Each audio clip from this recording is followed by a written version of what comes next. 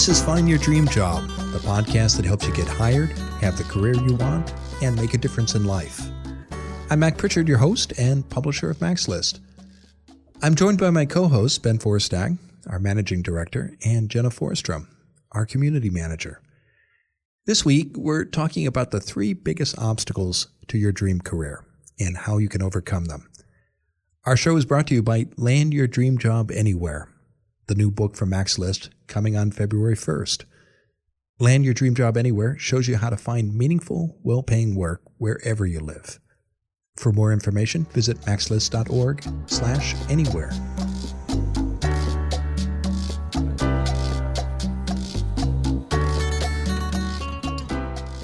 Job hunting is like exercise. We often know exactly what we need to do, but we have a hard time getting started. Our guest expert this week is Anna Runyan. She says 3 common barriers prevent most people from getting the career they want. Later in the show, Anna and I talk about these obstacles and how you can overcome them. We're recording this show in November, and with the new year right around the corner, you may be thinking about your own career plans in 2017. If you are, Ben Forstag says you need to read the Harvard Business Review. He'll tell us why in a moment. Every part of the world has its own business culture. How should you dress for a job interview in the Pacific Northwest, for example? That's our question this week. It comes from listener Julie Williams. Stay tuned for Jenna Forstrom's answer.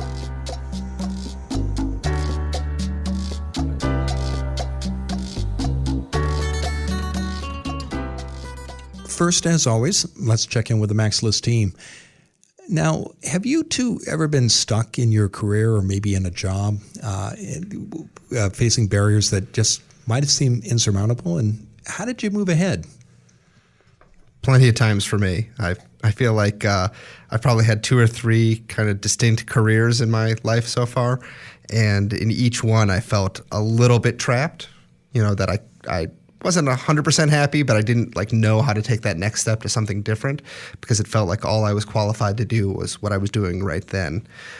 The other form of kind of inertia that I think is out there is that, when you have a job, it's tough to leave that job and go do something else because being unhappy where you're at sometimes feels easier and better than going and exploring something new.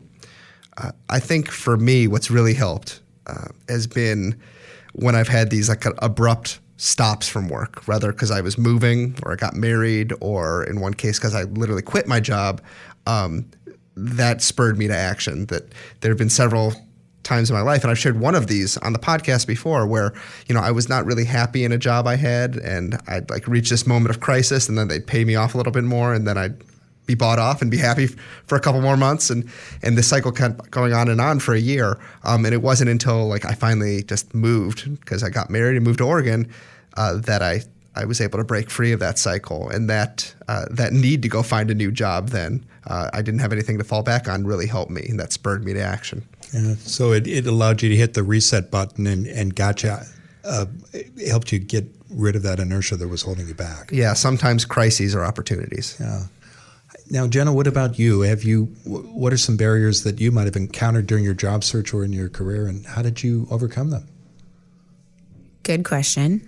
One of the barriers that I ran into pretty early in my career, I was at a company here in Portland, and for whatever reason, upper management, my manager ended up leaving the company, and I had a solid 9 months where I had a on-paper manager, but I didn't have a manager. I didn't have a mentor. I didn't have anyone to talk to. And when you're 22, 23, that's kind of a key time when you're trying to get involved with an organization and grow roots, and just not having someone to go to in those moments was really, really tough. And then because of that, I started looking for opportunities outside of the organization I was with at the time. So the first time I met with my new manager was actually when I was putting in my 2 weeks to go somewhere else. So that was a very interesting meet and greet. But yeah, that was probably the only time I really felt stuck, where I was I don't know how to get out of this, but I know I want a mentor and I know I want a manager and I don't have one. So that was an interesting time for me, but it worked out. Yeah. And so you start, it sounds like you did know when a new manager might come in, 3 months, 6 months, maybe even a year or more, and that's why you started looking outside the organization. It was the proverbial soon, right? Which is who knows when kind of answer. Yeah, I once had the misfortune in a job in Boston. We didn't have great offices, and new space got leased across the street, and we were always going to move over there any day now. And I think a year and a half went by, and then they lost the space, and we were still stuck in our not so great offices. So I've heard soon before and can sympathize. For me, Ben and Jenna, I think an example that comes to mind when I think about being stuck in a job, I worked in state government in Oregon for 7 years, and I enjoyed my experience, but it was a hard commute from Portland to Salem. And my last opportunity, I had a great experience inside the organization, but I wanted to stop spending 2.5 hours a day on the highway. So I tried very hard to find a position in Portland, and nothing seemed to be working. I actually started looking at jobs and had interviews in Washington, D.C., and I even interviewed for a fellowship in the U.K., which would have taken me a long way both from Salem and Oregon. In the end, the way I overcame that barrier and found a position at Portland State was through persistence, and I think the practice I had with those out-of-state interviews served me well too. So we'll talk more about barriers to careers and ways you, our listeners, can overcome them. But first, let's turn to Ben Forstack, who's out there every week searching the internet on your behalf, poking around the nooks and crannies and looking for websites, books, and tools you can use in your job search and your career. So, Ben, what have you found for our listeners this week? So, Mac, you're going to like this week's resource because you're a Harvard man. I know, but not the business school, the Kennedy School of Government. But a Harvard man nonetheless. So this week's resource is actually the Harvard Business Review. It's available as a print edition or on their website, hbr.org. And I know we had an editor of the Business Review on our show earlier this year, Jeff Weiss, talking about negotiation. Yeah, he published one of their guides to negotiation. And this is a traditional magazine, but they also come out with like special segments, and Jeff was the writer for one of those. Yeah, so if you have a chance, listeners, go back and check that out, because Jeff takes you through the process of negotiation that can serve you not only in conversations about salary, but promotions or getting a job offer confirmed or even making a business deal. Yeah. So hbr.org is their website, and it's a great resource. And you don't need a subscription to read up to 4 articles a day. So you don't have free access to everything, but if you're strategic about what articles you open up, you can get a lot of good information there. I'll admit it's a little bit businessy because it is a business publication, and it's a little bit academic. Because they pull out a lot of research and stuff. For folks like me, that's fantastic. For other people, it might come across a little bit dry. But there's lots of interesting and useful articles there, particularly in the career planning section. Here are a couple articles I found that I thought were really interesting. One was called How to Play to Your Strengths. This was both in looking for jobs and doing well in your job. How to get ready for your next assignment. To get promoted, get feedback from your critics. This is a really interesting one about you should talk to the people who are most critical about you, about how you can do better. And another article called Networking with People You Can't Meet in Person, which is a topic that we get asked about a lot here at Mac's List. So these are all really good articles. The writers are really accomplished in their fields, and I think it's a great place to go through and look for more information. Whether you're interested in a career in business or a career in any field, I think you get a lot of valuable information from this site.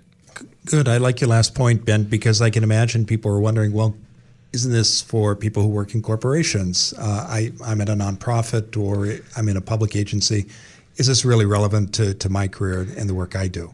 So yeah, it's called Harvard Business Review, but when they say business, and I put that business in quotes, I think really what they're talking about really is organizational management, right? And almost every organization, any company or nonprofit that has more than one person is an organization, right? And I think you can take the lessons you get from the business field or this business publication and apply them to success in any organization. Good. Well, thanks for that. And it sounds like a great resource. And we'll be sure to include a link in the show notes. Now let's turn to you, our listeners, and Jenna Forstrom, our community manager, is here, and she joins us to answer one of your questions. Jenna, what's in the Max List mailbag this week? This week's question comes from Julie Williams, and she asks, Hi, I'm Julie Williams, and I live in Southeast Portland. I'm always curious, what is appropriate attire to wear to an interview here in the Pacific Northwest?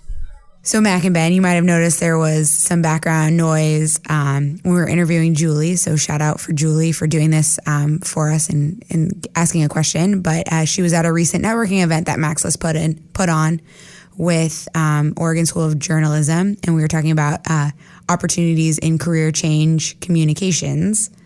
And that was a really big event. It happened right after the recent elections. So that was an interesting night, and it was a really lively crowd of people very interested in how they can become change communicators, both within big organizations and small organizations and nonprofits. And Jenna, I think that there's a link to a recording of that event on the Max List Facebook page, isn't there? Yes. And we will include that link in the show notes. Okay, terrific. So getting back to Julie's question, very important. So for our podcast listeners that don't live in Oregon, I will warn you that we are a very quirky group of people.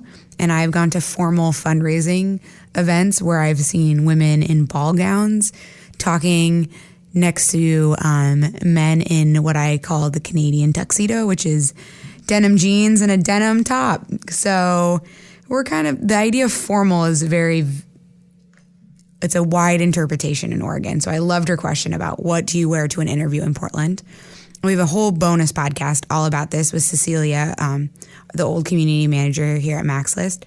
But honestly, I tell people, go check out the company you're interviewing at's website. Get a feel for their culture and how they are. Do they seem business formal, business casual, super casual? I always warn people, my friends that interview at Nike, don't wear anything other than Nike.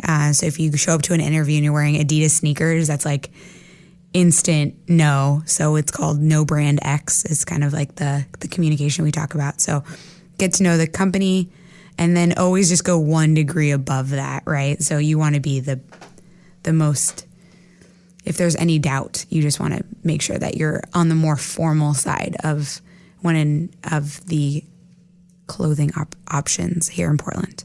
So Mac and Ben, I have some questions for you.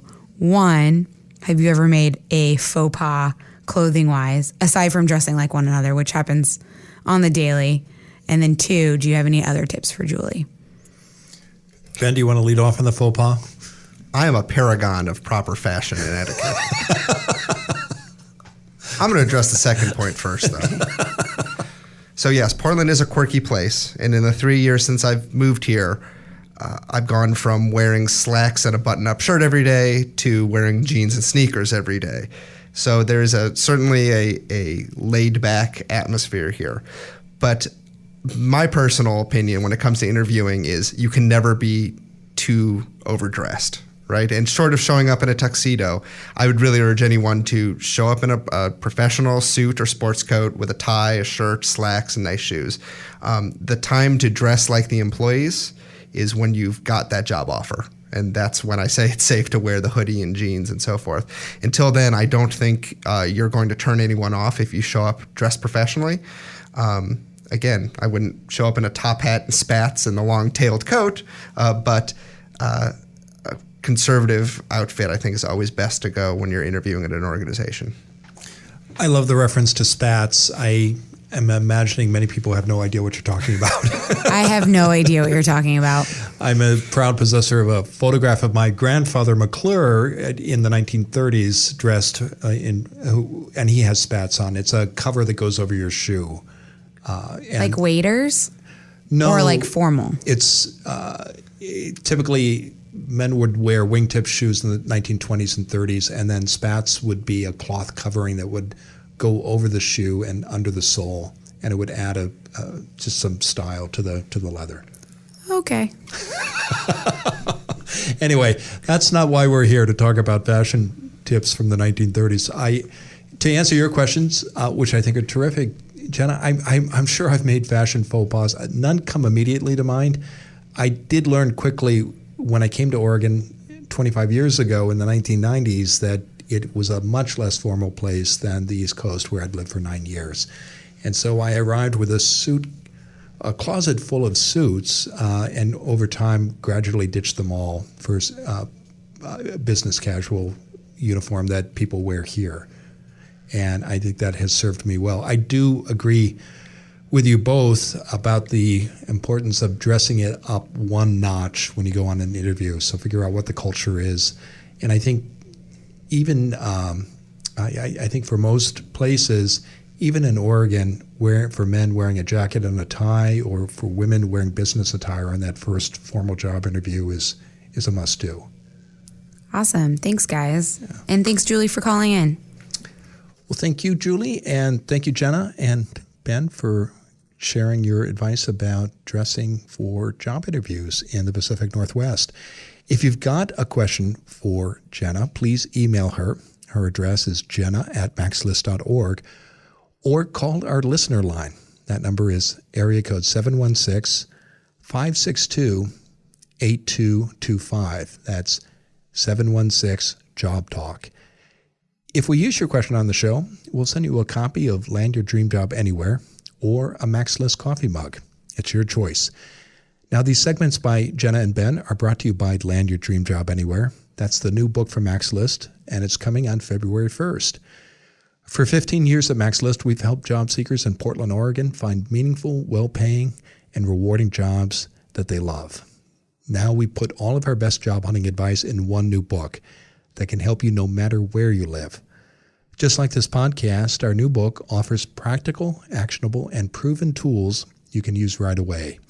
You'll learn how to get clear about your career goals, find hidden jobs that never get posted, ace your next job interview, negotiate the salary and benefits you've earned, and take charge of your career for the long run. Our new book contains advice from many of the most popular guests who've appeared on this podcast, so you'll get extra insights from more than a dozen national career experts like Varai Chadaya, Carrie Hannon, and more. Land Your Dream Job Anywhere arrives on February 1st, 2017.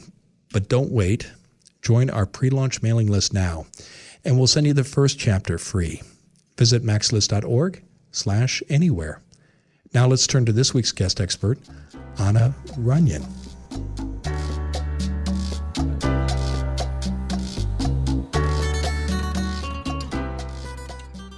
Anna Runyan is the founder of Classy Career Girl, named by Forbes as one of the 35 most influential career sites of 2014. She helps women design and launch their dream careers, businesses, and lives. Previously, Anna worked for Booz Allen Hamilton and was a professor of management at DeVry University. Anna joins us today from San Diego, California. Anna, thanks for being on the show. Yeah, thanks for having me. I'm excited. Yeah, it's a pleasure to have you on the program. Now, today we're talking about obstacles to dream careers. And in your work, and you've worked with thousands of people over the years, you say you see the same three obstacles to a dream career come up again and again. And you say those are time, fear, and direction. Mm-hmm. Let's talk about those barriers and why they exist, and most importantly, what people can do to overcome them. Anna, let's start with time.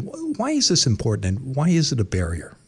Yeah, this is so important because a lot of times job searchers just jump right into like resumes and LinkedIn and all that stuff. And so it's really, really important that you start at square one, that we make sure that we cover these three obstacles that we're going to talk about today. So I'm excited to dive into this with you. Yes. So time, how many times have you said or heard someone say there's just not enough time in the day? There's more to do than time allows. A lot of you listening are probably job searching in the evenings or early mornings. You have a day job. So there's a lot of ways that time can really get in your way. And so a couple of the things that I like to teach our clients in Love Your Career Formula is to first focus on kind of like what are those job searching tasks that you can batch, like put together? So maybe that's, when you're on LinkedIn, like maybe you can batch together all the time that you would normally do, like 15 minutes here, 15 minutes here. We'll devote like an hour per week where you're checking your messages and you're in there communicating with people, and thinking of ways where you can add your job searching tasks together. That's going to really save you a lot of time. What about, you mentioned doing that once a week. Do you think job hunting is something people need to do every day? Or how do you manage batching and not do it in such a way that you avoid missing deadlines?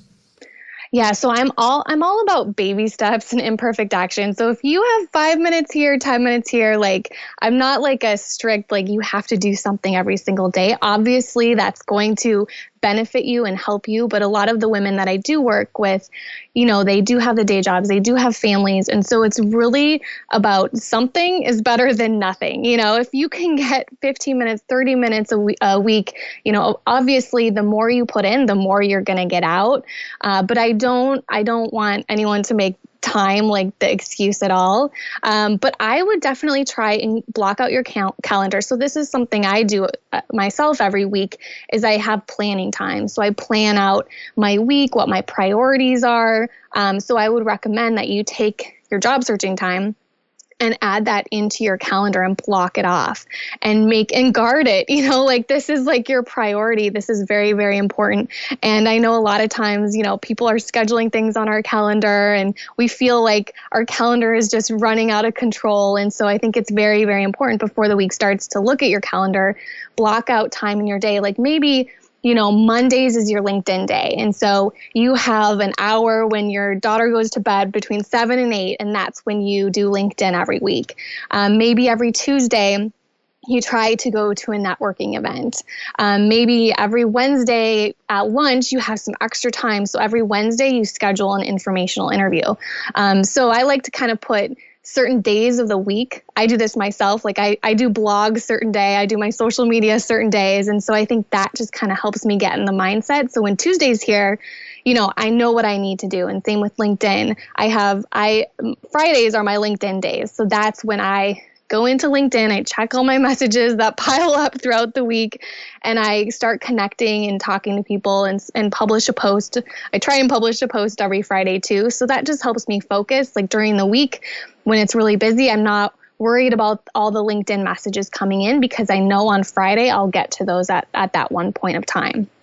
That makes sense? Absolutely. So use your calendar as a tool to plan your time and pick out even small amounts of times, but on a regular basis that you block out in your calendar, and assign those blocks of time to specific tasks that are priorities for you in your search. It sounds like great advice. Terrific. Yeah. And the other important thing too is to know, what's going to get you the best results for your job search too. So it's kind of talk about practicing the Pareto principle, where 20% of your input creates 80% of your results.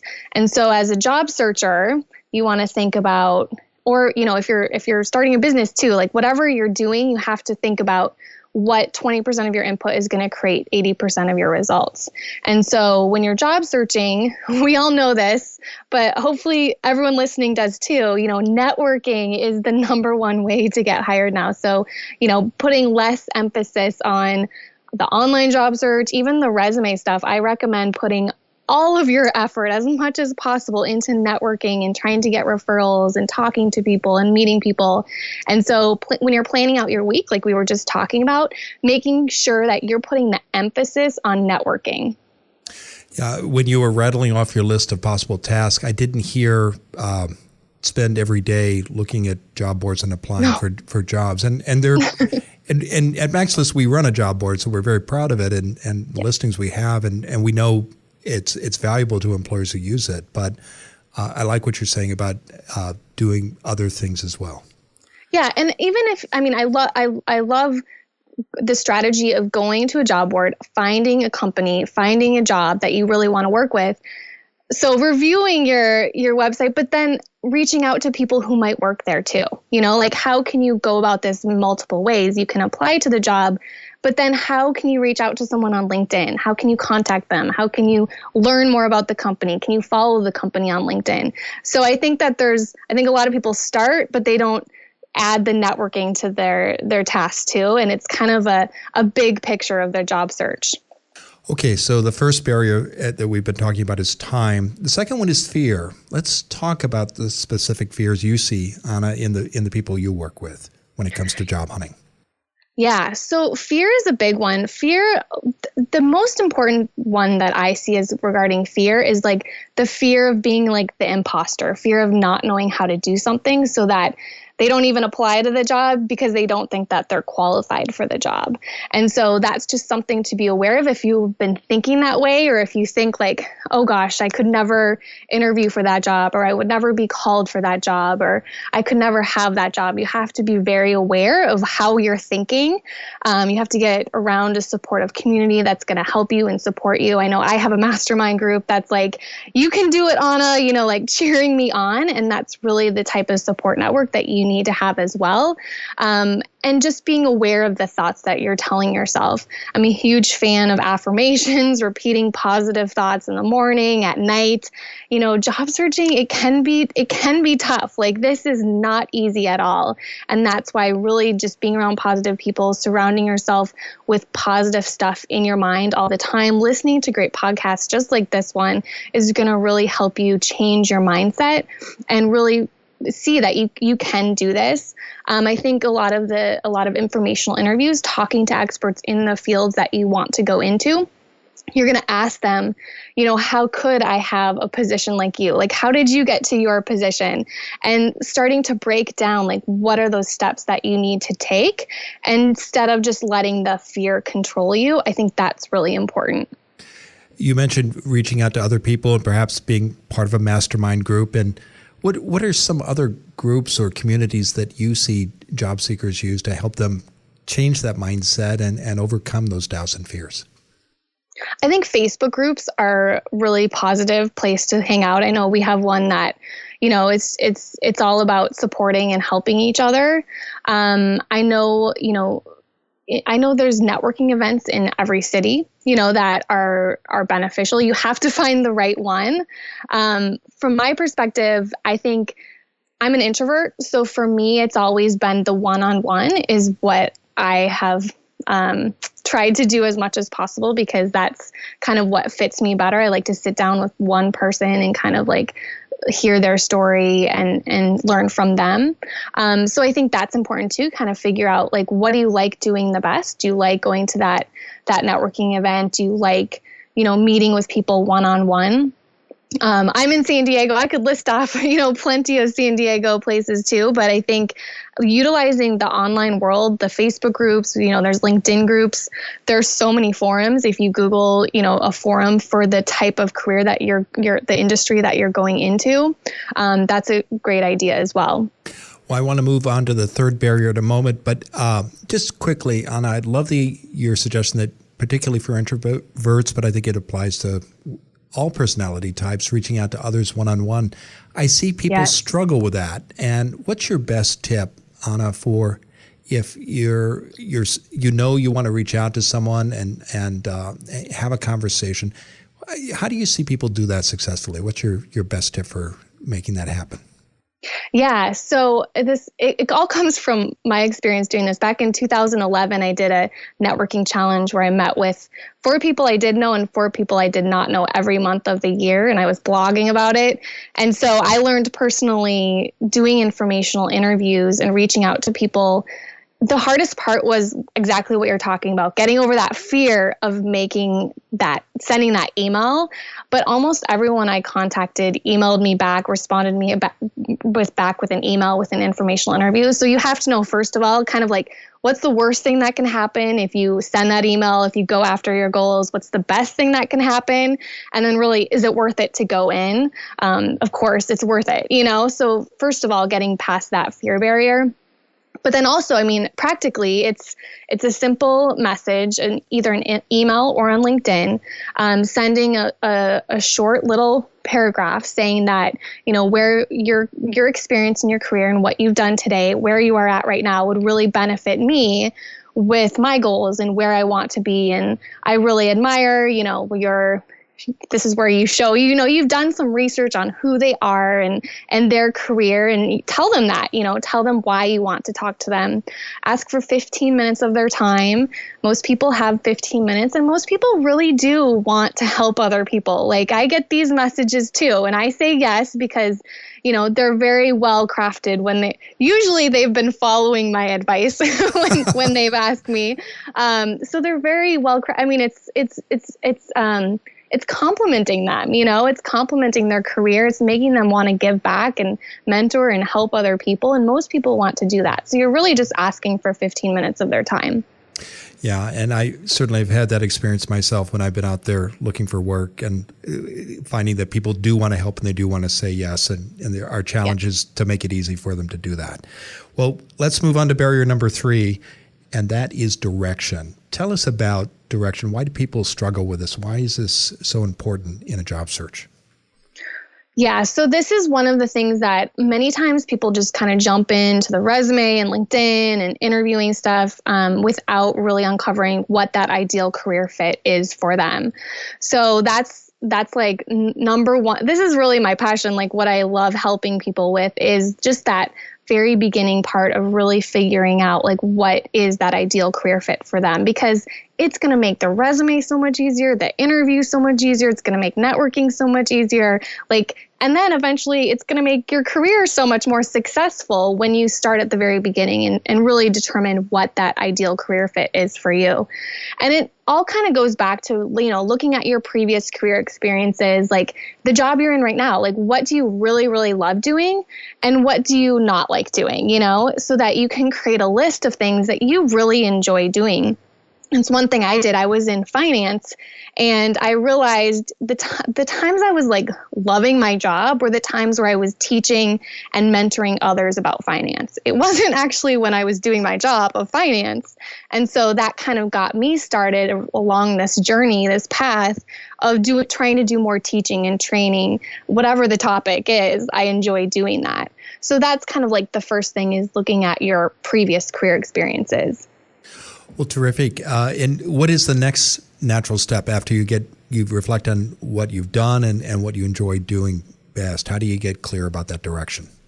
So the other thing I like doing with my clients is really determining what your ideal workday is, like from the time you wake up in the morning to the time you go to bed, really mapping that out. So really brainstorming, like if you could have any amazing day, like what would that look like? Write that down, start visualizing it, start creating kind of like a vision board around that ideal workday, and think about how do you want to get to work? What type of commute do you want? What type of company do you want to work for? Like, do you want to work for, a really low key and relaxed company where you can wear jeans to work? Or do you want to work for, a really more formal company where you wear a suit to work every day?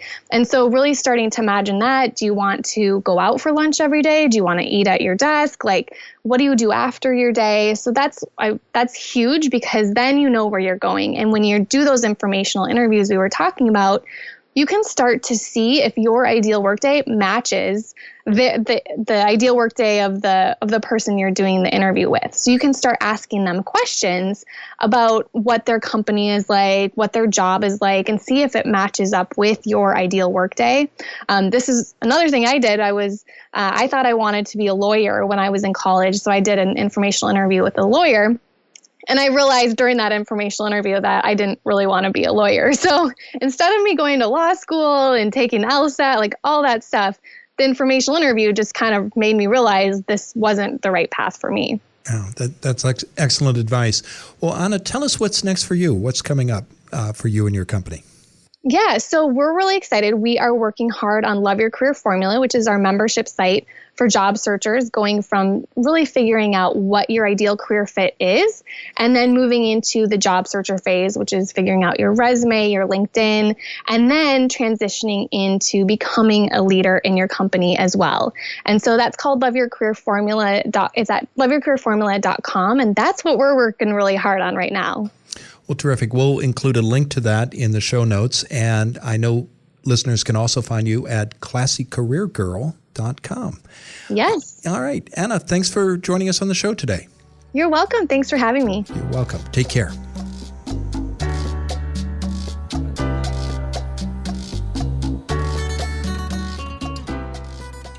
We're back in the Max List studio with Jenna and Ben. Let's talk about my conversation with Anna. What were some key points the two of you heard Anna make? I liked Anna's point about getting clear about your goals before you jump into the job search, because it's going to make everything else easier, which is so true. I know at certain points in my previous job searches, I've caught myself like really struggling to complete an application and not quite sure why it was so hard to do this application or write a cover letter, until it kind of dawned on me, like, this is hard because I don't really want this job. I'm struggling to find words to express why I want a job that I don't really want. And, there's no need to put yourself through that kind of distress. And I think she's absolutely right that everything gets easier the clearer you are about your goals up front. And so spending the time, putting aside the resumes, looking at job boards, the networking, everything, until you yourself have got a clear vision of where you want to go, or a couple of visions of where you might go. Yeah, that's an excellent point. I think often, and I certainly have had this experience, I'll look at a posting, people will, and they'll say, oh, I could do that. And you probably could with enough effort and training if it's not a job you've done before. But I think the question we need to ask ourselves when we're out there hunting for our next opportunity is, do I want to do it? And if the answer is yes, I think your job, as you say, Ben, gets a lot easier when you're searching for that next opportunity. Jenna, what are your thoughts? I really liked what you talked about batching, and I know we've talked about that on previous podcasts. I know you're a big fan of batching. Yeah, but I think it's just a really good way to set yourself up for success in the week. So, Monday, getting a cup of coffee, get your kids to school, sit down and look at your calendar. So if a hiring manager or someone from HR reaches out, you can say, oh, I can interview Tuesday mornings or Thursday afternoon. You look prepared and well thought out, and then as you're cleaning up your social media profiles, you're just, kind of chunking away at that to-do list, and you're feeling successful. Because I think that's another thing when you're at home, unemployed, you're just kind of wallowing. But if you can say like, oh, I, updated my LinkedIn profile and it looks stellar now, like check that off the box, I'm moving forward. Or, oh, I'm going to this networking event and the next day I'm sending thank you cards out. Like, it just gets you on a positivity track that's really important when you're job hunting.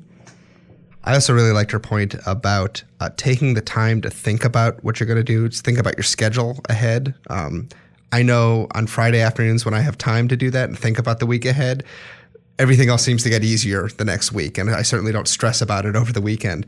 It's when I am too busy or feel like I'm too busy doing things, not busy, and I don't have enough time to think about what I'm doing, that's when I get into trouble. And that's true everywhere in my life, but I could see that being particularly true for people going through a job search.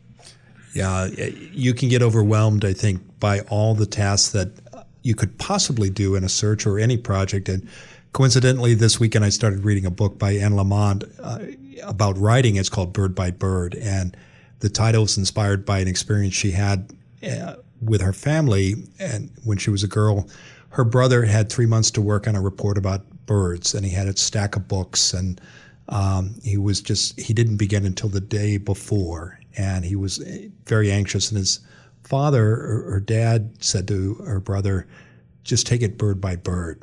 And I think it's good advice. I love Anne Lamott. Yeah. Her best quote is, perfection is the voice of the oppressor. Well, thank you both. And thank you, Anna, for joining us. And thank you, our listeners, for tuning in to today's episode of Find Your Dream Job. If you like what you hear, please sign up for our free weekly newsletter. In each issue, we give you the key points of that week's show.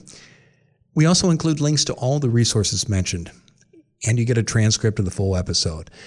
If you subscribe to the newsletter now, we'll send you our job seeker checklist. In one easy-to-use file, we show you all the steps you need to take to find a great job. Get your free newsletter and checklist today. Go to maxlist.org/podcast. Join us next Wednesday when our special guest will be Jeff Clade. He'll talk about the best ways to make connections and grow relationships when you network. Until next time, thanks for letting us help you find your dream job.